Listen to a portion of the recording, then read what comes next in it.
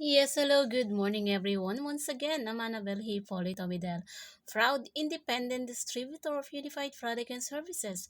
Our step-by-step tutorial for today is how to order the product using our GC point or yung gift check or yung libreng pondo po para makabili ng product.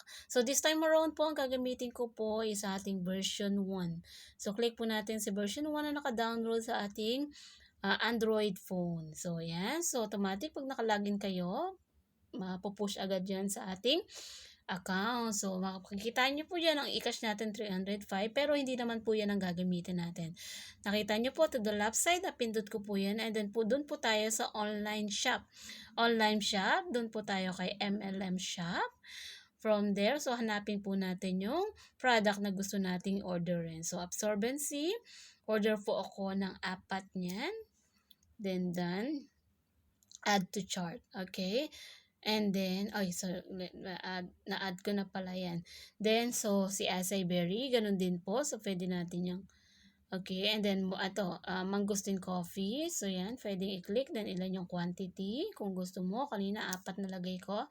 Then, submit mo lang yan. Okay, add to chart. Pati rin po si acai berry. So, na-order ko na yan. So, mapapansin nyo dyan, si chart natin sa taas, so, 4 na. So, dahil nailagay ko dito doble, so, tanggalin ko lang po. Okay. So, dito less ko lang yan. So, meaning, ito po yung na-order natin today. So, total of 8,450 po. So, check out po natin. So, how would you like to pay? So, pay mo po. So, there's a 3 option po using our eCash, gift check, or PB points. Okay po? So, dahil gagamitin po natin ngayon si gift check, then, choose payment term, okay, for pick up, for delivery. So, pick up po ito, then check out. Okay. How would you like to pay? So, gift check. Select pick up outlet. So, pwede tayo doon sa main. Okay, so, 152 your building. HRTB Corporation. I think JR building po. Okay. So, JR building po yung ating pick up outlet. Then, check out po. Purchase not successful. UPS is not allowed in this payment. Okay. So, up. So, I think meron po yata dito na hindi, okay. Hindi siya pwedeng gamitin. So, I think si Mangosteen Coffee, not available. So, not available in GC, ano. So, meaning si acai berry na lang. Okay. So, available siya. So, kasi po GC yung gagamitin po natin. So, ito dadagdagan ko na lang po ng kasi po yung halaga ng ano. So, isa pa. Okay. So, dyan. Hindi nakita nyo po yung atin. So, ito tatanggalin natin. Tanggalin natin kasi ayaw niyan.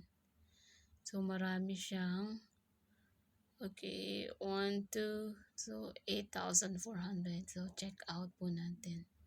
Choose payment, gift check, choose pick up, outlet, JR building, then check out. So, successfully na po. So, ganun lang po kadali yung ating pag-order. Then, view receipt po. Yan. So, view receipt ko po para makita natin yung resibo. So, ganun po siya kabilis. So, yan, napunta siya dyan. So, andito po, download MLM. Ayan. So, ayan na po. So, pwede natin itong pirmahan. So, total of, okay. Wow.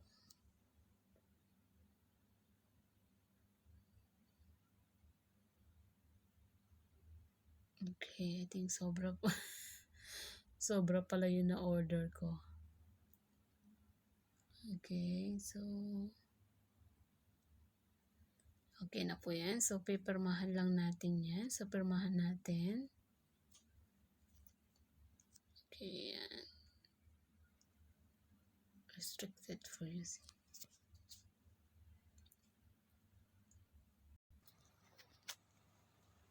So, ayan po. So, ito na yung ating resibo. So, nalagyan ko na rin po ng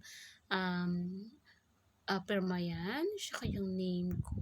So, dito po. So, ganun lang po kadali na makapag-order po tayo ng product dito sa ating Unified Product and Services version 1 po ito. So, good morning!